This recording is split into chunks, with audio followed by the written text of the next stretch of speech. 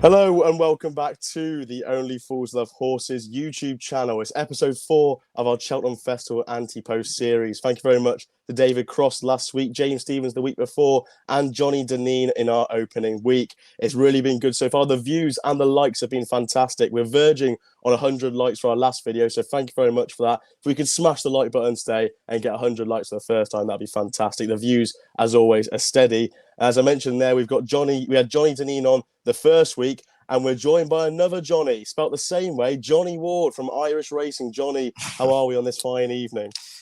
I'm not too bad. Johnny Deneen has made quite the impression on up in the ante, the Racing Post thing. He has to travel from Youghal in the south of Ireland to Dublin to do that every week, and yeah, people are loving him. He's one of the good characters.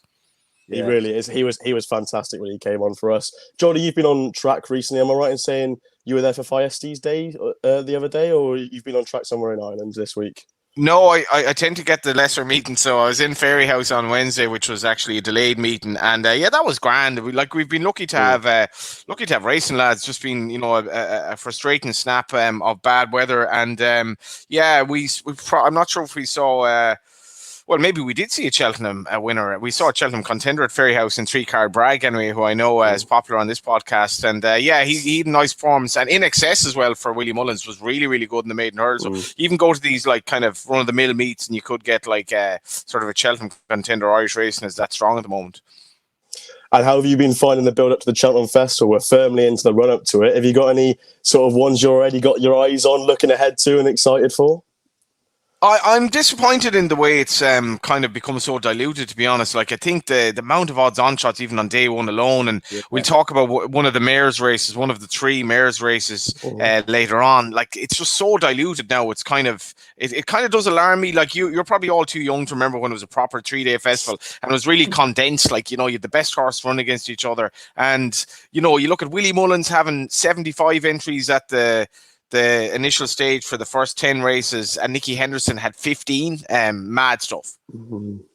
It's mad, and we're going to be covering one of the mares races. We're going to be covering the Mares Chase as our final race of the 3. What do you actually make of these mares races? Because I know there's a fair few sort of higher up journalists, higher up pundits who are talking about these mares races, and they're maybe not a fan of them. Would you be sort of what camp would you be in for these mares races at the Cheltenham Festival? I think they're an absolute joke. I mean, we're all too young to remember Dawn Run, but Dawn Run won a champion hurdle and a Gold Cup at a time when Ireland was really in a bad way economically. People were emigrating, and she was a national icon.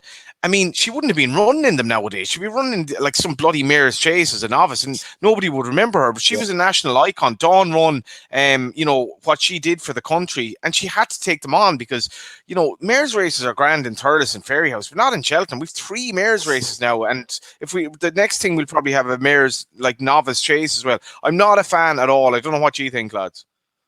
I personally, and I'd be in the camp of, I think, Kevin Blake as well. I'd love to see these mares just go up against the boys. They get the £7 allowance. We've seen Honeysuckle rinsing it in the champion hurdle the last 2 years, and you take someone like Allegory Devassi, who we'll talk about in depth later on. If she turned up in something like a Turner's, or even up to a Brown Advisory, or even have a little crack in the Arkle or something, or just have a go at those novice chases, she'd be fantastic, I think, in something like that with a £7 allowance. I don't know what Harry or Lee thinks. Go Harry first, put you on the spot here.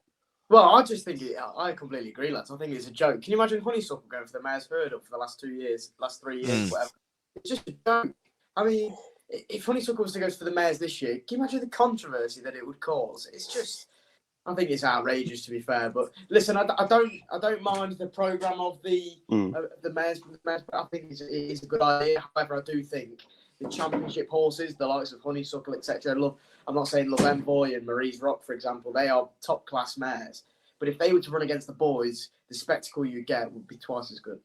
Yeah, no, I definitely think so. And Lee, we are going to be covering one of these mares races on this video, but it would be nice to see the mares up against the boys in some of the races, like the Turners or the Brown Advisory. Well, I'm annoyed myself because I backed Impervious for and the Turners at a massive price.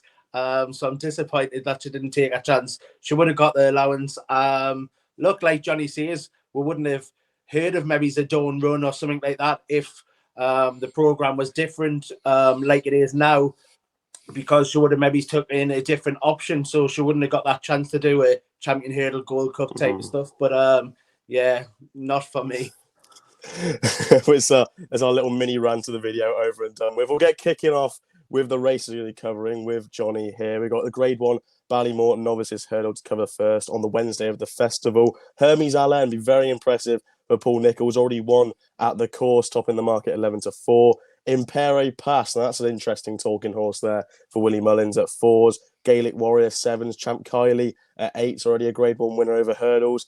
Fasol Vega is there, but it looks like Supreme is in that mind for him. And Goodlands, who I'll have some words to say about him later, is in there at 14s. We'll kick off with you, Johnny. I've already been stung by the Ballymore probably twice this season already for ante-post punts, with Goodland going here and not going to the Bartlett, and Irish Point going to the Supreme and not going to the Ballymore. But what do you make of this year's Ballymore? It looks a fairly interesting contest at the top of the market. Yeah, in fairness, this is a good race, and this is a race that wasn't added on. This is a race that has been there.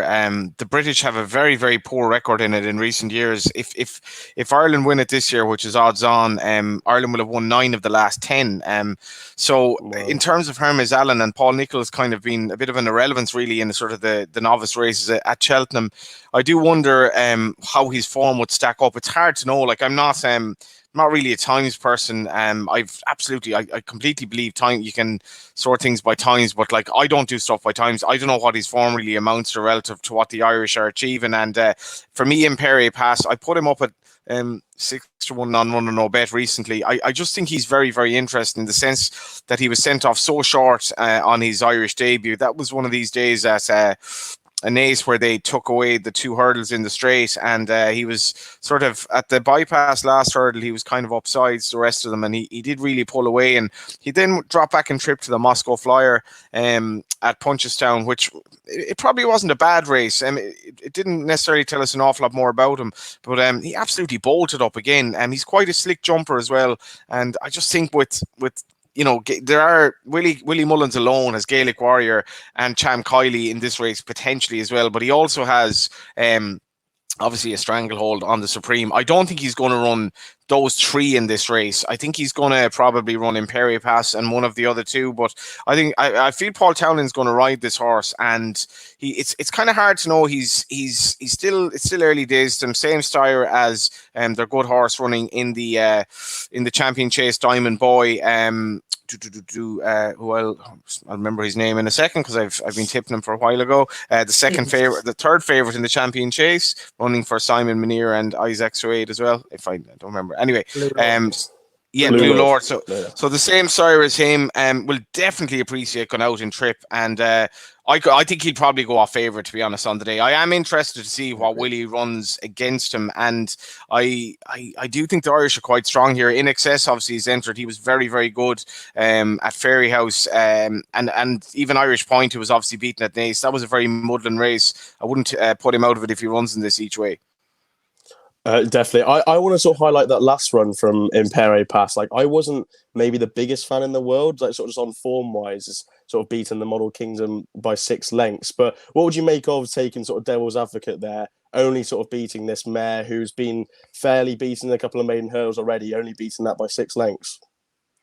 Yeah, I guess like she was sort of ridden, I think, for toe against him. She sort of she had good 2-mile form, and she was ridden to stalk him in the race, and she kind of briefly loomed up to danger. And this horse, for to do that over 2 miles, for me, he definitely wants further. So the way he just, without being extended, was pushed clear, and it's the way Townend talks about him as well. Thinks he's very, very good, obviously. So it's kind of like, I'm not lying here. I am speculating as to how good he is, but I'd say he probably is the top one of Willie's at the moment. We've already seen maybe some kind of with Champ Kylie maybe in the Royal Bond, we saw some sort of frailties maybe that just Impere Pass hasn't shown yet.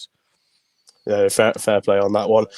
Lee, yourself, what would you be making of the Ballymore at this early stage? Obviously, the British record, as Johnny has highlighted there, isn't amazing for this race, but Hermes Allen, you'd be hard to throw a couple of stones at him at the moment, and he is the top of the market. Would you be siding with James Stevens' nap for our little series in Hermes Allen? I haven't quite warmed to him, Ash. Look, it's not only the British record, Channel Hurdle, isn't got a strong record going into the festival. I think Champ done it and he ended up finishing second in the Ballymore. Look, the race ended up kind of a non-race because quite a few pulled up.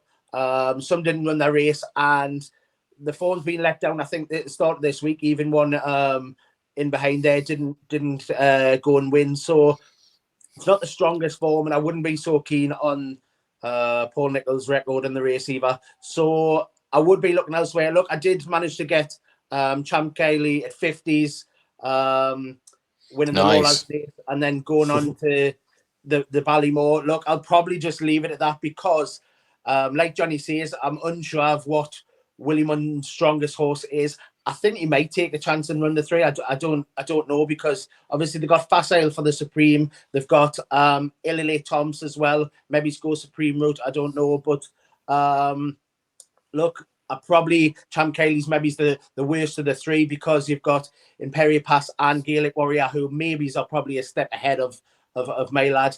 I've already had 2 darts. I've done American Make at the start of the season. I also done Grange Clare West. 2 of them have bombed out. I'm hoping American Make does come back to some form. The run the last time, I will forgive the run. Hopefully he can come back to form and maybe he'll shoot into this race. He may step up to the Bartlett, but I'm hoping he may take his chance. But look, it's a very tough race to play, and I'll probably be against the favourite though. Just highlighting a bit more on Champ Kylie there, and it's a point that Dave from Cheltenham mentioned to me. I mentioned that backing a horse at a bigger price, and I sort of mentioned it again a little bit when it was in for a shorter price. And, you know, you've backed there 50-1, brilliant slip there. He's now 8-1. For people listening, would you sort of say 8-1 is a bit on the skinny side for him now, sort of taking all the information that you know? None when I know bet. It depends what, if you want to take a chance. Look, I think it probably is a bit skinny, to be fair. The only reason I do it, and I think it is a good bet for anybody out there for the weekend coming up, Dublin Racing Festival and stuff like that, for them to win the race and then go on to win at Cheltenham. That's what I done. I backed it to win the Lowlands and Ace and then go on. You can get a lot bigger price. If you do fancy one, take that concession and then you've got probably a good slip come the festival. You know, you can back something else as a saver. But I'm happy with the 50s, but I wouldn't be taking 8 to your question. Thank you very much. That's interesting to see how he can go. Harry, Ballymore, what would you be making of the race at this early stage? Well, for me, I think it's right now because I don't have a financial perspective in this race. So I'm looking at kind of at the neutral side of you. Would I be going in on horses to 5-1 where you don't really know where they're going to go? No, I wouldn't. What I'd probably be doing is looking at the non-runner no bet section. Look at the horses such as American Mike.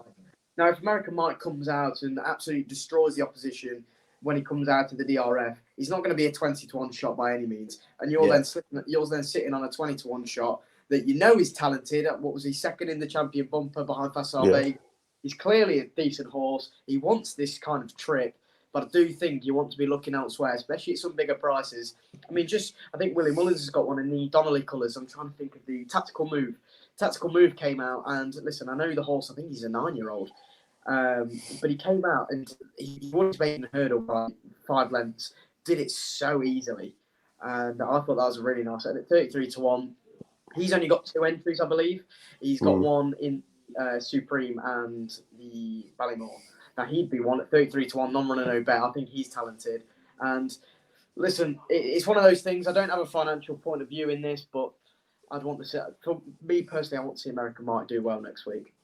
I want to highlight sort of a bit more on that non-runner, no bet sort of angle there, because I was sort of coming into this year, maybe not too much of a fan of it because the amount it potentially skins you on the prices there. But I've already been stung, I'd say twice, maybe 3 times already this festival. And it bloody gets in your mind, I tell you. But just be like, sort of use your head on that one. Like, and Sky Bet have just gone non-runner, no bet as well, because it was William Hill before. Now Sky Bet have joined. Sort of the non-runner no bet on American Mike is 10-1 with William Hill or 14s with Sky and then 20s without. So like you can use your head there. Maybe 10-1's a bit taking the piss, but maybe 14-1 you could be interested in potentially. Ash, but I was just going to say, but I would say, you know, if you're going to do that, non-runner no bet, if he bolts up and he ends up in the Bartlett and you've got to slip for the Ballymore non-runner no bet, cover it with both races. The non-runner no bet, you're going to get one of your money back. That's how I see it. It's what everyone's preference is for what prices people are prepared to take. It's 10 to 1, fun and even shot, and then you've got 20 to 1, haven't you, to double it up with? So you can't. Really. But then when it loses, Harry, like most, money shot. when it loses like yours do, Harry, then it's interesting, isn't it? No, there was a couple of horses I was sort of interested in. I want to talk about Goodland because I obviously had him penciled in for the Bartlett. Taken out. He's been taken out of the Bartlett. He's going for the Ballymore. Look, I analysed his run at Christmas. The gears he showed at the 2-pole were really quite smart. Pulled away from Embassy Gardens, pulled away from Tagman nicely. And Embassy Gardens has franked the form, as we know. The race kind of fell apart for Embassy Gardens, but he's won well there the next day. But Tagman and Embassy Gardens look like slow horses. And Goodland has pulled away from them there. So you can take his gears with a pinch of salt there. I thought he galloped really well through the line. The fact the hurdles weren't there, I thought showed his staying power more. And I will help him for Cheltenham, but I'm just not overly as sold for the Ballymore as I were for the Bartlett. So 14 to 1, it's an interesting price, and I may be interested by it, but he wouldn't be the one that's sort of heading my team. I thought of the short price ones, sort of below 10 to 1-ish. I thought Gaelic Warrior probably topped my list. I thought he was really nice in the Munster Hurdle. You can maybe throw stones at the form. He's beaten Blue Sari, but that was a fair horse in his own right, fairly rated. It looked nice because it was only a 1-horse race. But he still looked nice. He looked lovely, Harry. He looked lovely. Jumping into his right. I wouldn't be too concerned about that one. It was a small shift to his right there, but it wasn't like Allegory Devassi jumping into a different postcode. It let him down last year. It did. You're not helping my case here, gents. No, look, I think he was quite smart, and maybe 7 to 1 would be interesting there. But the horse I'm sort of mainly in the camp of now, which I'd be kind of interested in before he runs the Dublin Racing Festival, is Dark Raven for Willie Mullins. Runs in the Isaac Sway colours, Simon Near. 33 to 1. His form stacks up really well. He's unbeaten. He had a nice performance over 2 miles at Leopardstown to win a maiden hurdle. Beat Dr. Bravo that day. That horse has run to an RPR of 132 the next start and won well at Down Royal for Davy Russell. Before that, his second win, his bumper, he beat Itzo Fury, which is a dual maiden hurdle winner for John Joe O'Neill, and the horse was second to Rare Edition in a bumper, who's looking like a nice Supreme horse. So Scottish was back in the field as well. That's looking like a nice ante-post fancy for one of the handicap chases and rated 138. And Hey Johnny was even in 5th, and that's won the other day off a mark of 110. So it's now rated 119. I think the form is there with him potentially over some of the others. And Dark Raven 33 to 1. Is if Imperi Pass goes Ballymore, will they not keep him at 2 miles and try to have 2 darts in the same colours? Potentially. Potentially, and that's where maybe you can play the number of no bet, because 25 to 1 on Sky Bets rather than 33 elsewhere. Big price, but that price. But I just think you'd want as many runners in different races as you can as owners, wouldn't you? Yeah, definitely. I see that angle completely, but I'd say he's a fair Ballymore horse now, and I'd rather see him in a Ballymore because I think who was it now? Brian Hayes gave a really nice word for him, I believe, on Sporting Life, talking about the Ballymore, saying he was overpriced for that. So sort of taking on his word, they're looking maybe more Ballymore route with him, and I'd be interested by Dark Raven at 33 to 1. We'll move on to the next race we're talking about, the Stayers Hurdle, and we had a shake-up in the market earlier in the week, Johnny. Tiupu absolutely bolted up in the Galmoy. What did you make of his performance, starting with him? Yeah, just I suppose lastly on the Ballymore, Willie Mullins has 21 left in, and like I'd say 3/4 of them could be sort of legitimate contenders on the day. So how many horses are you going to run in this? Because they can't both go, they can't all go Albert Bartlett / Supreme. So it's I mean that itself is just staggering. In terms of the Stayers, this race is, I just texted Gavin Cromwell before we came on to see what the latest was with Florin Porter, and he said he's in the swimming pool at the moment, so they're obviously nursing him back, and I think he's very, very vulnerable regardless of what happens here. I thought Tiupu's by Mass Marvel, who, funnily enough, I don't really remember. He won the Ledger back in the day. For some reason, I don't really remember it that well. Gosden training him, but he's getting some very nice horses now. And this horse, obviously in the Galmoy, it was a question of how is he going to takes this step up and trip. Now, it wasn't a great race by any stretch of the imagination. You've a Thyestes winner who's second favourite, who's probably been trained for the Grand National and didn't beat a lot, but like he is really a stayer with speed. I thought it was a really, really good performance. He's very straightforward. He can be ridden sort of anyway, and he's only a 6-year-old. He's going to lob away at Cheltenham, and I think he's going to be. I mean, I thought, to be honest, just looking at these odds today, I thought he'd be shorter than the price he is. You can still get 3-1, and if you couple that with Home by the Lee, I think you're in nice territory there. Home by the Lee finds loads for pressure. Totally different horse to Teopu.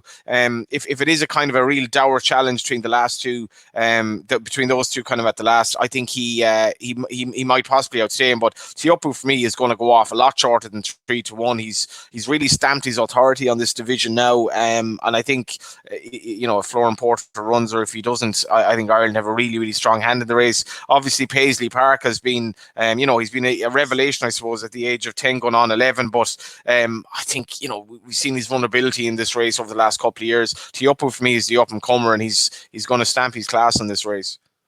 Are you sort of just more looking towards, you think the two at the top of the market are just solid above everything else? You wouldn't be looking at anything bigger price currently? I think they're like really, really solid. Home by the Lee, for as much as he was sort of a 6-1 shot, what is he now? Sort of more of a 9-2 shot. He's probably been a bit unheralded because obviously he was such a big price when he won at Navan. But I thought at Leopardstown, I mean, he was able to lie up much easier maybe over the 3 miles, and he was always going to win. And as much as maybe Florian Porter was a little bit disappointed, and he's been trained for Cheltenham, like Home by the Lee was really strong at the finish, which you want in this race. But for me, Teopu will have more speed than him, and will have more speed than everything here, and I actually really struggle to see anything else win other than those two. Sort of interesting on Teopu, there's been a sort of consensus that he's this mudlark kind of horse. He's done his maybe best form on softer ground, but you talk about his sire, Mass Marvel. He's won a Ledger on Good to Firm. He's also back in 2011, won the Bahrain Trophy at Newmarket on Good. So like he's got the pedigree there from his sire, suggesting that maybe the better ground won't be too bad. Would you sort of be concerned if it turned up on that better side of Good to Soft come the first day of the festival? Yeah, it'll be sort of like at worst Good to Soft. And to be fair, like we've had a dryish year in Ireland, and when he raced on the 4th of December, as much as it was soft ground at Ferryhouse, that's not bad ground at all. And Cheltenham will be pretty similar to that. And he still won over an inadequate trip, and he's only getting going as a horse. Wouldn't be a major concern for me at all, to be honest. I kind of agree with that. I think I heard some comments from Gordon Elliott saying they were concerned about soft ground when he was going over 2 miles last season, but now they're stepping him up in trip. The better side of Good to Soft isn't maybe too much an issue now these days with him. And I think, I completely agree with your comments. I found it really hard to find one at a bigger price. I was going to put Teopu up this week, but then obviously he's bolted up in the Galmoy, so it's like 3-1. Yeah, he's priced accordingly, but I do think I really like this horse, lads. As you know, we'll do a bit of after timing. I put him up for the Hatton's Grace to beat Honeysuckle. That was very nice there. But yeah, no, bang bang, I'm a big fan of bang bang bang bang. He's just a psycho. He's just a psycho. What, me or Teopu? He puts Teopu. I mean, it looks good in hindsight, but at the time I was like, "Oh, mental." The one of my 50 darts that actually worked probably in that month. Harry, the stayers, the sort of market shaping up: 3-1 Teopu, 9-2 Home by the Lee. Blazing Carl, does he come back? 7-1. Paisley Park, your fan, 10-1. Ashdale Bob 12s. Flooring Porter 12s. Classical Dream 12s. Would you be interested by anything towards the top of the market? Teopu's priced accordingly. If it turned out to be a swamp, I mean, he should be not 3-1. He should be 3s on more like, shouldn't he? Really, because he would dottle. Simple as. My only worry would be the obviously he ran in the Champion Hurdle, and it was club was Good to Soft. If it turns to Good to Soft, he looked like he hated that ground. And we've seen when it says it's Good to Soft at Cheltenham, sometimes it can be a little bit quick. So that would be my only worry. At 3-1, you could probably look away. Does he look? Can I just say on this Champion Hurdle, and in his Champion Hurdle, and then went on to Punchestown, I think, for the Grade 1 afterwards, and he bombed out in both. Sometimes these races just come too soon for this horse. Like he's 6 now, but he took those races in when he was a 5-year-old. Like he was still fairly young and still maturing, and now he's matured now into what we're looking like as a Stayers Hurdle horse. And he was running in these sort of 2-mile events, so I wouldn't be too concerned about him bombing out in those 2 Grade 1s personally. Anyway, I wouldn't be worried about it, but it's if you look at his record on heavy ground and bottomless stuff compared to better ground, it's black and white which one is better on. I'm not taking that away from Teahupoo. He was seriously impressive. What did he beat the other day? We don't really know, as Johnny mentioned. Home by the Lee, as Johnny also mentioned, I was taken by this. And I was taken by his penultimate run as well. I thought, you just look at the ride that JJ Slevin gave this horse, it was phenomenal. Like, he was just at him, and he just kept finding it. And you love to see that stuff. You love to see that in a stayer, because you know they'll come up the hill well. And he came up the hill well in the stayers last year. And he wasn't beaten that far. He was beaten 6th, but he was only about 7 lengths behind Flooring Porter. But bear in mind, he was about 3 lengths in front of Time Hill in second. I think it's a little bit harsh to count off Paisley. Listen, we're filming now on Friday night. Tomorrow afternoon, we'll know how the results gone in the Cleve. I personally think Paisley will win. I hope he does. He just doesn't look like he's going back on his ability. We see horses get to the age and they're kind of like, I've had enough. But Paisley just keeps going and going and going. He just seems to love it. And I mean, especially this year at Kempton, I thought he was so incredible. Incredible. The way he came back and he just galloped all the way to the line. And he was going away from Goshen, who on his day is a very, very good hurdler. Now, he didn't work out over fences, but over hurdles, he's no mug. So at 10-1, I'll be looking at that. Another interesting one on this, Ash, is Marie's Rock. Now, Nicky Henderson's comment today, where they were talking about 3 miles with this. Now, why you'd go over 3 miles when you've got the favourite in the Mares Hurdle, I do not know. Is it good for the stayers, as we mentioned about the boys versus the girls? I'd love to see this, but whether that will happen, I don't really know. So for me, if I'm looking at one at a price, I can't go away from Paisley, especially when he wins tomorrow. So Paisley Park. I was really surprised by those Marie's Rock comments this morning when I woke up in the Newbury Today or Newbury Weekly, because when she won, the last day at Cheltenham on New Year's Day, it was like we're all huddled round Nicky Henderson as he was talking about this horse, and then he goes, yeah, you know, she's got that entry for the stayers and she could easily go 3 miles, and I'm sure I'm expecting your next question. And one of the journalists goes, so do you go to the stayers? And he just, like, quick as anything, just goes, no, she'll go mares. I've literally got the voice note somewhere in my phone just saying she'll go mares. And it's like, I'm really surprised about that, because obviously then they've got Epatante potentially for the Mares Hurdle as well. But you could see, well, though, she should be going to the champion. Like, yes, a former champion hurdle winner. Yes. Why is she going to the Mares? Like, why would Honeysuckle go to the Mares? It's pathetic. You've got these 2 champion hurdle winners, and they're lining up in a Mares Hurdle against horses. Because you've got Hill. Love Envoy, Marie's Rock, and Brandy Love. Listen, if Brandy Love came out and won that, you'd be saying, well, she's a good horse. All 3 of them could line up in a champion hurdle, get the allowance, and run some sort of race. It's absolutely. I'll get wound up here, lads. I apologise. Couldn't agree more. John, get £7. What else do you want? Like, Johnny, what would you if you saw Marie's Rock lining up for something like a stayers? Would you give her half a chance? She's unbeaten in form, Cheltenham in form as well. Like, would you give her a chance at 14-1? I don't think her form would stack up with the level of what's required to win this. And to be fair with Marie's Rock, you know, she's probably, she's entitled to have to continue with the route of the mares races. She isn't, I don't know, would she, maybe 3 miles might suit her, but I don't think she'd be good enough to even beat the likes of Paisley Park. I think that'd be a big step up for her. And I couldn't agree more about the mares races. I mean, and potentially like bringing mares that have been running in championship races to run them against the mares having contested these champion hurdles, it's not for me at all. No, it's interesting, especially with the Epatante comments there. Lee, the stayers hurdle, there's potentially a few you can find at a bigger price, but we're all agreeing at the moment Teahupoo's quite strong at the top of the market. Would you be making it 4 agreements from 4? Well, first of all, I think Nicky Henderson is getting jealous of Willie Mullins' bingo. He wants in on the action. He wants a bit of Nicky Henderson roulette, and he's just thrown that coming out. Look, I think she'll definitely go mares. They said after connections that all of the connections wanted to go the mares route. So I don't think he'll have much of a say. It's obvious with Epatante. Look, why would you run against Constitution Hill when you think you've got this such solid horse? So I definitely would rather have 2 winners at a festival than a place. I get what you're saying. I definitely would run Honeysuckle in the champion, but for Epatante, if you thought you had Constitution Hill, I'd definitely stick her in the mares. Look, Tupu, I thought absolutely bolted up. One Stevie let loose at the top of that straight, fairly flew home and jumped slick. Look, definitely my winner at this time. I didn't really have a thought on the race beforehand, but I definitely will be back in Tupu.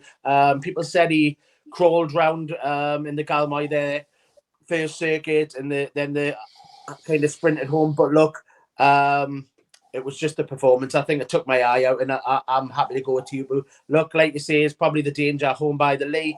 One of the bigger price, I would have a squeak for Ashdale Bob, maybe at around 14s if you're playing each way, just because ran the Coral Cup last season, was third, travelled well enough, has some graded races, won graded races, and forming behind some of these top leaders in the market. And at a bigger price, maybe it's Ashdale Bob, but I can't see past Tupu after that performance the other day. Yeah, no, definitely. The one I'd give like a small mention at a bigger price. And call me mad if you want. I'm going to be putting it. I can't wait for this. Call me mad, but I think when you're looking at the horses at bigger prices, you can sort of have issues with some of them. Blazing Carl and Flooring Port, you don't know whether they're going to come back. And Classical Dream as well. We don't even there's 3 in the top 10 that you don't even know they're going. Well, it's interesting you mentioned Classical Dream because Paisley. No. It's not even going to go. Where's the comments been? Where's the comments been? He's not going to go all over. Well, I haven't seen them unless I've missed something. Unless I'll slept for a week. Don't worry. If I'm going to type this in on Twitter right now as I make a case for it in. But for Classical Dream, I just think that this is maybe the last chance saloon for him, sort of at this top level.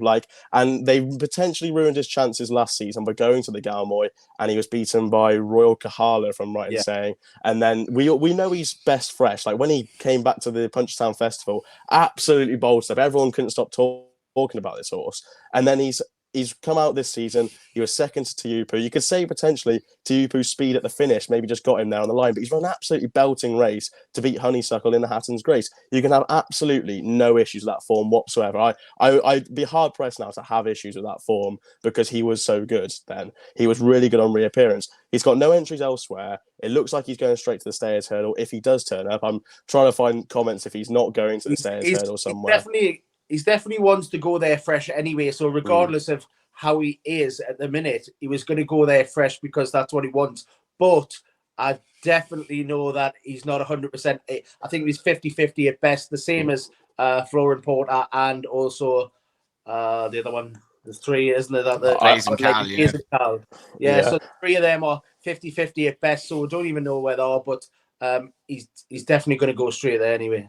No, I found the comments from Willie Mullins saying that he's there where there's life, there's hope, and we'll give him every chance to get to Cheltenham. But there's the bingo again. I may have just been put in my place there, but if he does turn up and he's anywhere near his price of 12s, 10 to 1, I'd give Classical Dream a chance. But I wouldn't be sort of putting any proper ante-post money on at this current stage.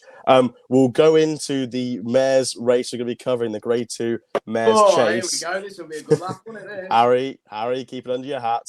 We've got 2 at the top of the market, Allegory Devassi, 7 to 4, sharing it with Impervious. Johnny, I couldn't really find too much value at bigger prices for this race. And we've got 2 very good mares. Impervious could have gone down the boys' route with either the Turners, Brown Advisory, Arkle. They're going to the mares chase. What would you be making at the top of the market? Would you be able to split either Allegory Devassi or Impervious?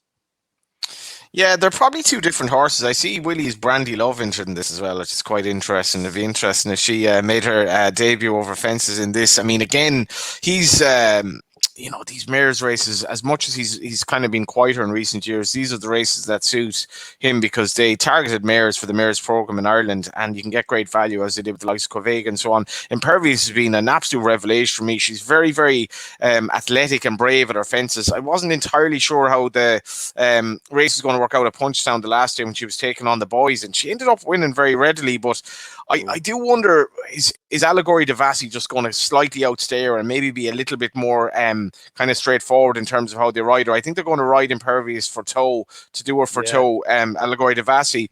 And obviously she got over that scare the last day, but she would have been You mean she would have been a superior hurdler as much as Brandy Love sort of threw her chance away that day at Fairyhouse. She still beat her easily. She's a far better chaser. I mean, she's a monster at her fences. And Melina Girl, who she beat in Limerick the first day, isn't bad, but she absolutely hammered her at Thurles, despite the fact that she made that mistake early. Again, she's a mare that I mean, if she, as you mentioned, if she were running the Turners of the Brown Advisory or even the Arkle, you'd be giving her some sort of chance. And I think I'd probably make her favourite. Now, whether you want to be backing, I'd probably just go with the prices, non-running, no bet. Just something might happen in Pervious, something might happen to her, and get a little bit of odds against about her. To me, as much as this race, you forget that this isn't a novice race. It's just because if you're a mare over fences, you're going to go into this race anyway. Scarlet and Dove obviously has plenty of previous. She was okay beating Dalcheetah the last day. Dalcheetah never really travelled. I don't think that form is kind of good enough to win this. Allegory Devassi looks pretty special. I think she'll go off favourite. Yeah. Would you be looking at anything bigger price, or do you think Allegory Devassi is the one you'd be happy just to sort of sail in her boat?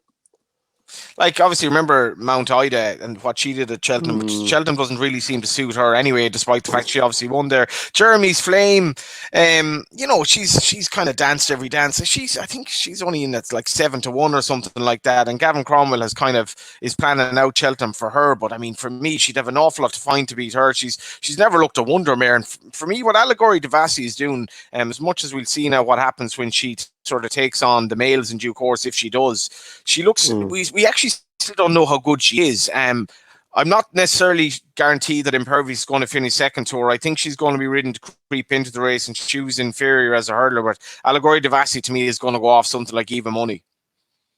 No, it'd be interesting. I would maybe be in the camp of Impervious currently. I think she's been really, really good, really hardy mare, and I'd say that you don't really know where the ceiling is with Allegory Devassi, which could be a good thing or could be a bad thing because she's just won by so far in the last two events. But with Impervious, you kind of just know that she's like this absolute machine, I think, anyway. And I really was taken by a Punchestown when I thought that was really good to beat Journey With Me, because Journey With Me is a fair horse now, I think. And he ran his race, I thought he ran a really, really good race. But Impervious just collared him on the line, giving £1 away there as well to Journey With Me. So if I was in any camp at the top of the market, I'd be slightly in the Impervious camp, I think. I'd take on Johnny head-to-head there with Allegory Devassi. Harry, Mare's Chase.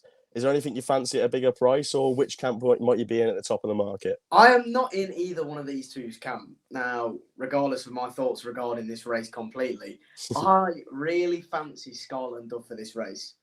And I think she's been so overlooked. Now, she ran in January, the same race as she did in Fairyhouse last year, but then she went to the Thyestes that was ran this week, and then she went to Cheltenham. Now she's missed that race completely out, which I think is perfect because she wants a little break between a race, and then she comes there fresh. And just a record from when she does that, she did it in January 2021. She went to Turles and she fell. She looked quite good then, but then she went to Navan in March. That was her return run after a break, and she won. She did it in December 2019. She ran a 5th at Limerick and then went to Navan in March in 2020 and won. Now, I think this break is perfect for her. And if you're going to catch a ride at any time of the year, it will be in March after a break. So I think she's being overlooked in the market. And obviously, Joseph won't have that many chances in the festival. And I think if you can guarantee she'll be primed for the day. And she ran a creditable 3rd last year. And if you take into account what I mentioned about when she pulled up in the Thyestes on the end of January last year, I think she's got a massive chance in this, lads. I think she's about 7-1. I think it's a criminal price. And obviously Zambella came out and she was 4th that day. She got tonked by Jeremy's Flame this afternoon. She's each way bet to nothing if you're into that sort of stuff. But I've played her on the nose. I think she'll win it.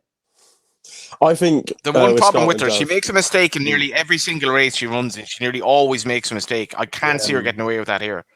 But I think what I'd say on that is, I just think that those two could quite easily go hammer and tongue, Allegory Devassi and Impervious. They could kill each other out in front. We've seen it in the Supreme last year. John Bond and Darside Dynamo, and Allegory Devassi. Bearing in mind, she does make a mistake. Now she made one at the last on her chasing debut, and everyone was hot in mouse there, thinking, "Oh my god, thought she nearly tipped up." And I don't think she was that good in the jumping department last time. Obviously, she nearly unshipped Paul Townend at the very first. So I think you could crab holes in a few of them. The one that you couldn't crab holes in with jumping wise is Impervious. She's been superb. But for me, I just think Scotland Dove is massively overpriced. I think the same as Johnny, though. I think Impervious is going to have to be ridden for that bit tour, and whether the race pans out, which it could, but well, that would play into Scotland Dove, because if you're doing for toe and you want to outstay someone, she's won over 2.7. These two, Impervious and Allegoria Devassi, she's the sexy one. I think this is a lot stronger race than last season when Scarlet and Dove ran close. Look, she's the solid one because she's more battle hardened, but I think Allegoria Devassi will show her class. I mean, Paul Townend had to do a rodeo the other day and to stay on, had to use all of his muscle. But look, a jumping can be improved upon, but they haven't been able to get out on the gallops because of the snow. So it was almost like a schooling session. Willie Mullins said that he had asked Paul to let her have her head, go out in front, and I think it'll be ridden a lot different come Cheltenham. They'll get plenty of training into here, and Ash is back. And then, no, I think Allegoria Devassi is the one to beat. I think Impervious will chase her home, but she'll have to be ridden for that bit boot, just same as Johnny said. So, I'll just quickly go back, lads, as well. Can you just imagine if these three were lining up in a decent race against the boys? This would be an absolute cracker. But no, you've got...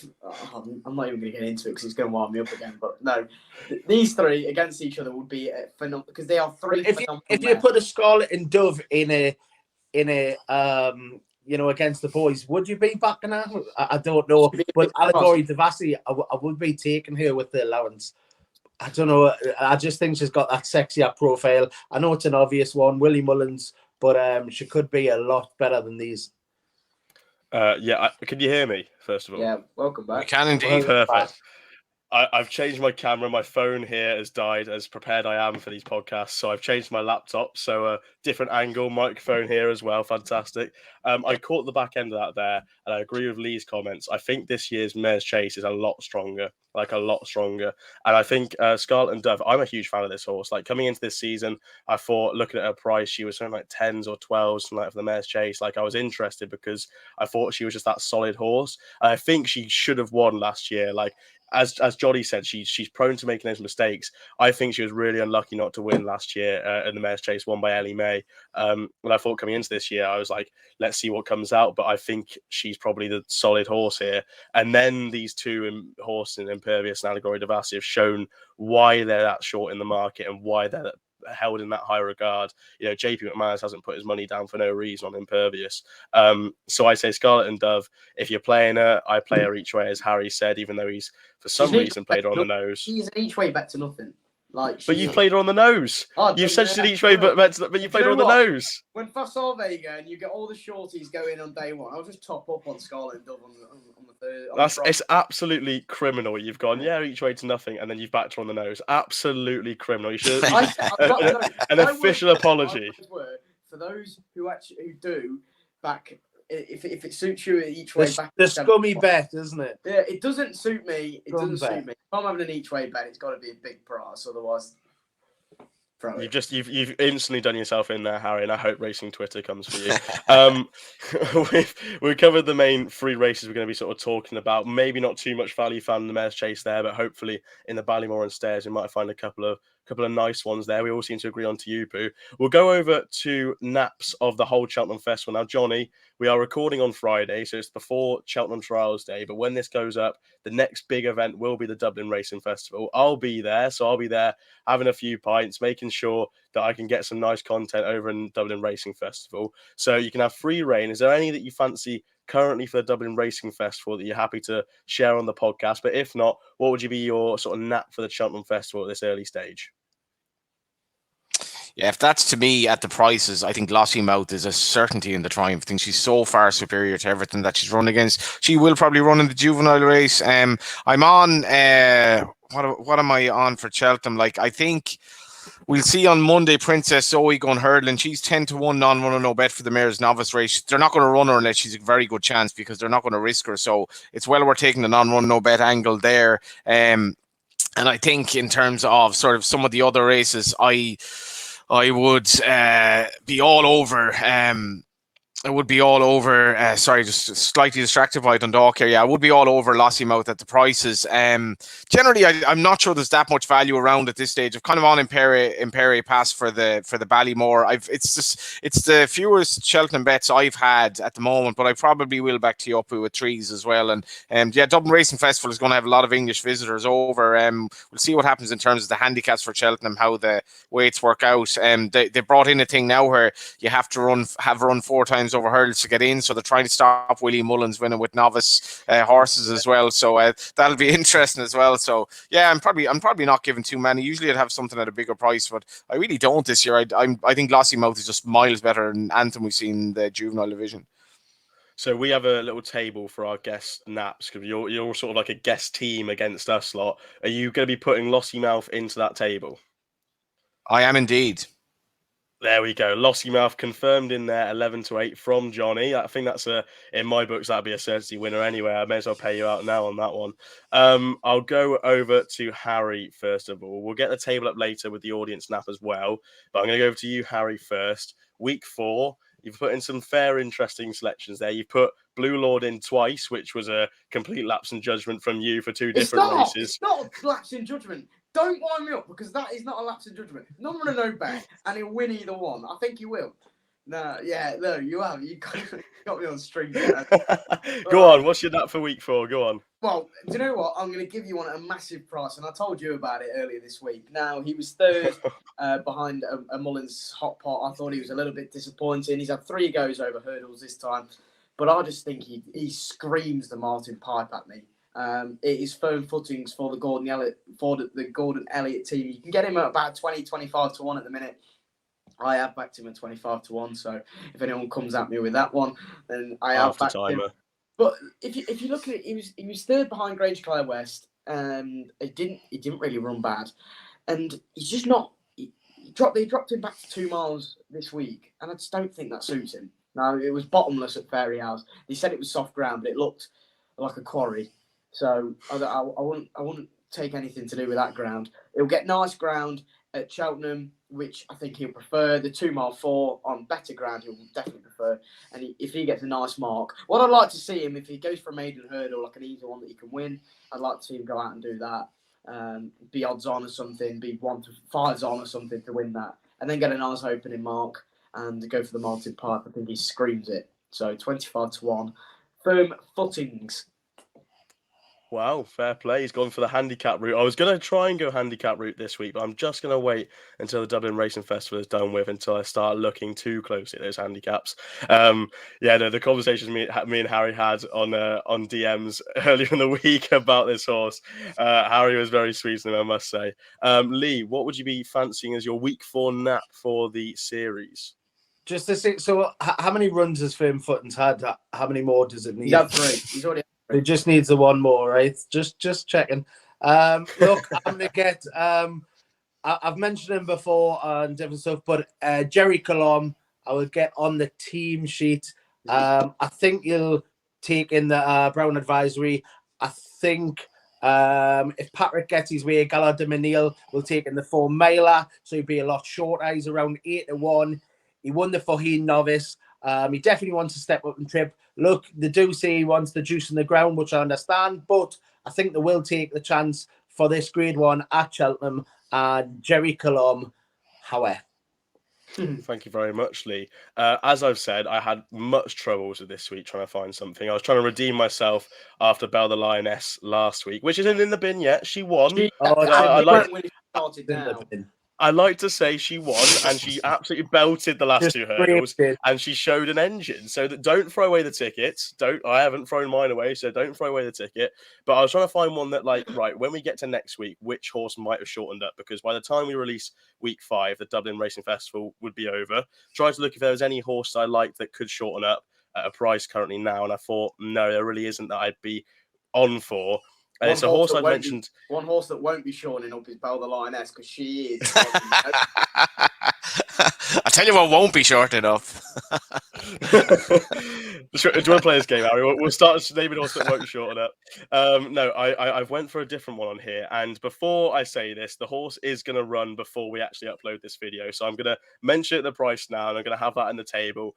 Again, DM me if you have any issue with that. I won't respond to them. I'm going to put up Echoes in Rain for the Mare's Hurdle at 12 to 1. Wow. At 12 to 1, Echoes in Rain. Harry is in disarray there. But I really think I put her up for the Morgian, actually, or put her up for the Hatton's Grace, rather. Ugh. There's just so many races she's running. No, I really think she's got a good chance here. Now, you can go check out the previous video we've done where we covered the Mare's Hurdle with David Cross last week, where I talked a little bit more in depth about her. But I just think she's been really sort of consistent now, and she's starting to mature really well. Like, I thought she was my champion hurdle winner last season, was it now, or maybe the season before? It was last season, and she ran in the Morgiana, actually, and she got absolutely battered by Sharjah or something like that, or Soldier, one of the two. But I think she's been really consistent. Like, she's had a summer going on the flat. She was second to Waterville in the Irish Cesarewitch. She's won over in Galway. She was second to Honeysuckle in the Paddy Power Champion Hurdle at the Punchestown Festival. And her run at Fairy House in the Hatton's Grace, now I said this, she jumped the last or the second last whenever she fell. She jumped that a length behind to Yupu. And then we don't know what's going to happen there, but she was still very much in the contest there, and she fell 2 out. Now she's declared for the Limestone Lad at Naas on Sunday. Another horse that is declared is Bob Ollinger.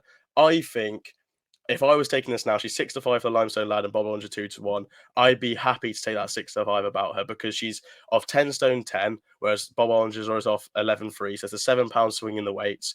Bob Ollinger has really not been himself this season. Like, it was creditable at Navan behind Home by the Lee, but I wouldn't be personally taking him back to 2 miles in the form that he's been in. And then by power of deduction, if Echoes in Rain wins that race, she's going to be shorter for the mares. Now, that's a big if. She will be.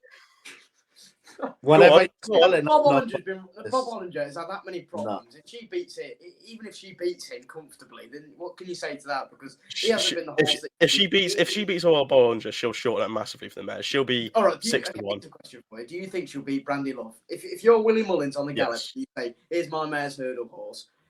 Have we seen Brandy Love? Yeah, she's proven fresh. Where is she? Is she here? Is she behind me? No, I can't see her. She'll be going up the gallops against Echoes in Rain, saying, "What is this thing?" Ash Simmons has tipped her up for the mare. Look, I think she has a good chance now. She's dropping back to 2 miles, which might be my only sort of concern, because I think and now she's sort of maturing. She's 7. She's looking like she's got that stamina about her. But I would say that I'm happy to get Echoes in Rain in my team now, and we'll see how it goes for the mares. So that's 12 to 1. Echoes in Rain. Thank you very much. We'll put the audience now. Your team for the audience snap. I'm shutting Harry up now. I'm going to mute him. Audience snap's going to go on the screen somewhere here, wherever my fingers point. And we'll get the table up now. So the table will be on our screen now for week 4, wherever it is, somewhere in the edit. I'll be sorting this out on Sunday night. That's all we've got time for on the Only Fools Love Horses YouTube show. Episode 4 of the Cheltenham Festival Ante-Post series. Johnny is off our screen. He's just had a little battery issue, but he's been amazing this week. Thank you very much, Johnny, for coming on. I'm sure we'll get a little message from him to say thank you very much. If you did enjoy, please do like and subscribe, and make sure to like this video. We're striving for 100 likes this week, which may not seem much, but it's a lot to us. So if you can get 100 likes, that'd be fantastic. We got so close last week. We're on about 85. The likes were strong throughout. So if you can get to 100 likes, that'll be fantastic. And do please tune in for our Saturday live show, 10:30 a.m. I'll be in Dublin by the time this is up, or for when the Saturday live is, I'll be in Dublin. So make sure to tune into the Saturday live about the Dublin Racing Festival next week. We'll have our video anti-post viewing the Dublin Racing Festival as well. That'll be uploaded on Wednesday morning. If you did enjoy, please do like and subscribe. Make sure to follow us. Where are we now? Make sure to follow us here. There we are. There, somewhere there. Make sure to follow that. Do follow the Only Fools Love Horses Racing Twitter account. And make sure to tune in next week for episode 6 of the Cheltenham Festival Anti-Post series. Have a good week and good luck with any bets.